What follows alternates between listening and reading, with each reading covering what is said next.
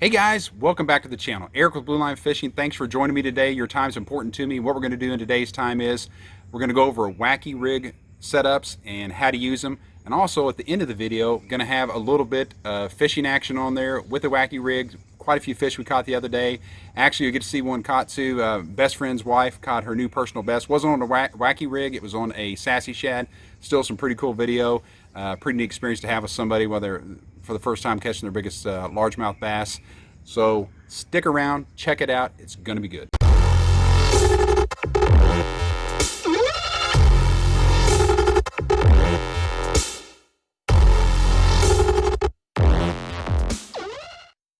All right, guys, we're going to go over how to set up a Wacky Rig. You know, this is not a new technique, been around for a long time. I mean, it's caught a lot of fish. It's won at a lot of tournaments. But I'll show you how we set them up, and I'm going to show you a little bit different way to set up the O-ring on them than you might have seen before. Kind of the X factor on that, and I'll show you why we call it that.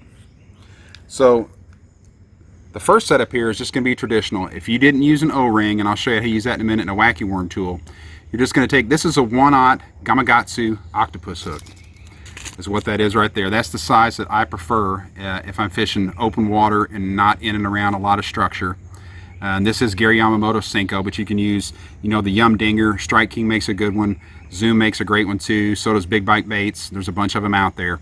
But the first thing you're going to do is right along where this slick part of the Senko is, looks like what would be the egg sac on a worm. I'm going to get right in the middle there. I'm going to take this hook and I'm going to run it straight through and out. And it's as simple as that. I mean, I'm just set up like that, and I'm running it right through. I kind of go towards the bottom a little bit more to give a little bit more bite. The only problem you're going to have with this is when you set it up like this, you're going to go through quite a few baits, because though the Senko, along with the other ones, is an injection mold, it's not a hand pour. It has that very soft feel and that texture like a hand pour. Therefore, it's going to rip like one. You're not going to get a lot of fish off of them before you have to replace it, or it just flies off, period. So the next way we can do this is, guys, I'll show you how to rig up this wacky worm rig here real quick with an O-ring and a wacky worm tool. You know, these are really handy. They only cost $5, $6, $7 at the most, but they'll make life easy in trying to stretch that O-ring out with a pair of pliers or something like that. So you're going to take the wacky worm tool. Senko is going to go down in, or any stick bait you use is going to go down in it. About halfway, just like where the hook went in before, on that egg sac part of it, I'm going to slide this down and off. And if you have to push it along and, you know, adjust it as you go, you can do that. I'm going to take that same hook, and I could use a different style hook. For example, I'll show you some of those here in a minute, but I'm going to take that same hook, and instead of rigging it straight through the body, what I'm going to do now is I'm going to catch a little bit of the plastic there and through the O-ring and rig it just like that. Now, this is how most guys will rig it up. It'll save you a lot of baits, and it'll save you a lot of trouble on having to replace baits. And it works, but as you can see, when you're pulling this through the water and it stops and the bait falls down in that horizontal pattern like it normally does and undulates, the hook is on the side, which is okay. But if that fish comes from the backside, you're still going to get good hookups. Your hookup ratio is going to be good. But I'm going to show you a little bit different technique with the O-ring to make it more effective and hopefully get a little bit better hookups on it. Okay, guys, so we've got our original O-ring on there. Okay, what we're going to do next is I'm going to put a second O-ring on there like this. I'm going to run it down, pop that off, and as you can see, when I popped it off, in the back right here, they're overlapping. They're also overlapping here. What I'm going to do is use my fingers and pull that apart just a little bit. Now you can see a little bit of a gap in there, and I'm going to take this hook,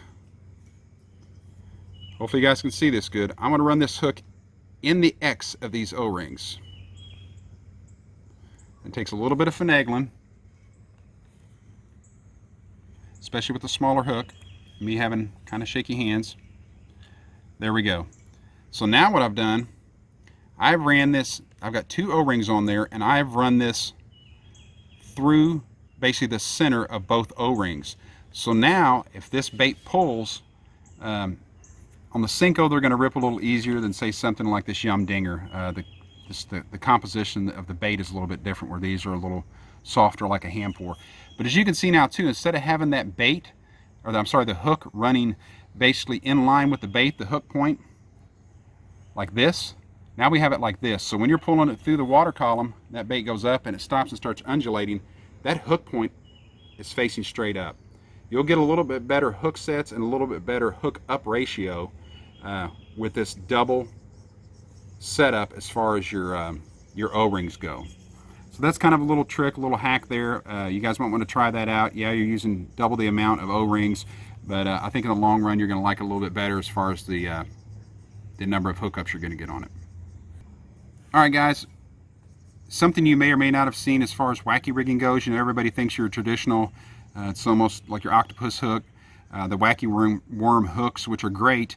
But you know, there's other options out there too. For example, if you're fishing in timber or thick weeds, you can use one of these snag resistant hooks. I call them snag resistant because they'll advertise them as snag proof. There's no such thing. There's not a lure made on the planet that's snag proof. They're snag resistant, and this is one of them. Same setup as the other octopus hook, except it has this wire weed guard that goes through here and will keep you from getting hung up quite as much. But you know, a couple other options are, if you're wanting to fish a little bit deeper, this is a 1/4 ounce jig head here with the wire weed guard. I can take this, run it right through the bait like we did the other one, and I know it looks awful. It doesn't look like it would work, but I'm telling you, when you want to get down deeper and use this bait in a different section of the water column, this jig head setup with your wacky worm is a really good choice. Also, the small football head jig we have here, it's a 1/16 ounce. Same thing as with the heavier jig head, but I'm going to run it, if you're running, say, riprap, not the big riprap, but like your pea gravel, chunk rock, stuff like that, maybe a sand bottom, different weeds you can get them in and about. You can also run them on this straight jig head like this as well. And it's going to get them down a little bit deeper, and it's going to give the bait a little bit different action as it falls through the water column because it has this heavier weight pulling it down as it goes. So don't just think of it as a one-trick pony where you're rigging it up with a small number 1 or number 2 octopus style hook or just a weedless hook. Remember, you can run these on jig heads. There's a lot of different options out there. So I hope you guys got something out of that. With that being said, what we're going to do now is, got a section of video here. We were out a couple weekends ago fishing a wacky rig setup. Did really well, had a great morning. Everybody caught fish. So I'm going to have you guys check that out. Hope you like it. And remember, if this video was helpful to you, please consider subscribing to the channel. Make sure you give the video a like, hit that bell notification button. I'd really appreciate it. It helps me out. And in the meantime, get out there and fish.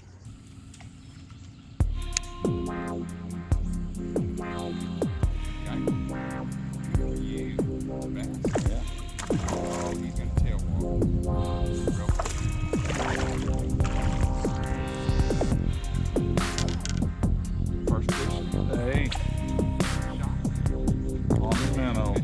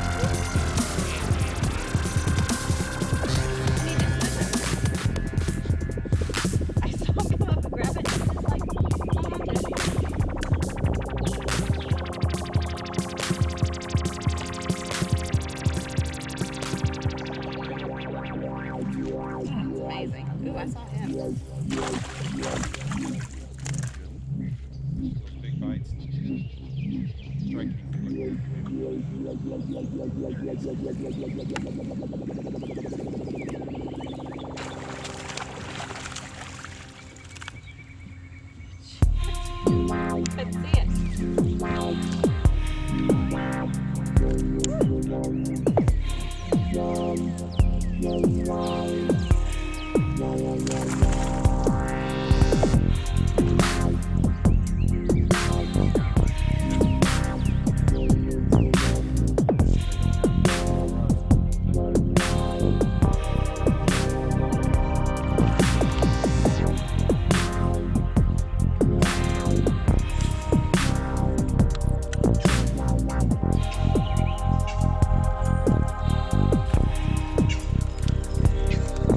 I got another.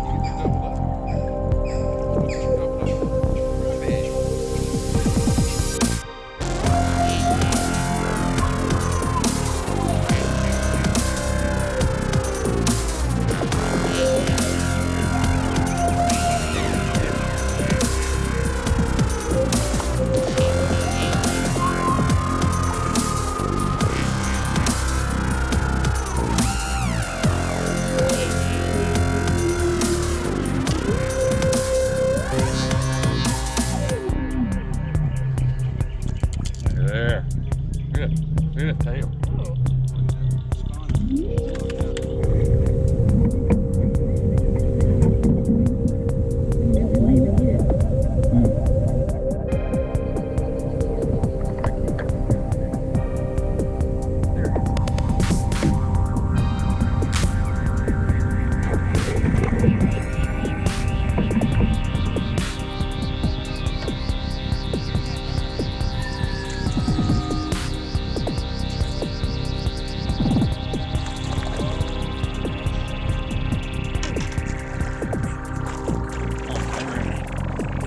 Slap him in the face.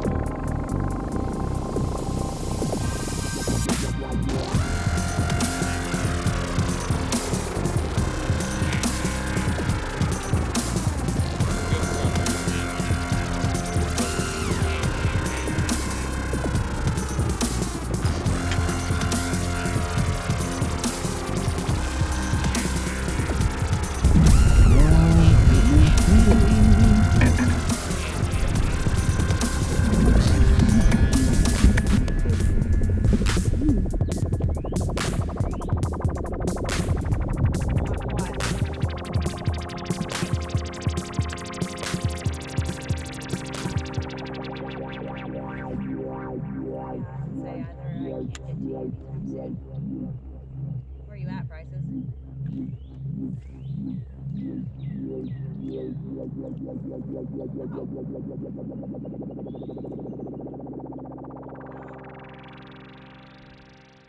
You died in the Donut Bank drive-thru?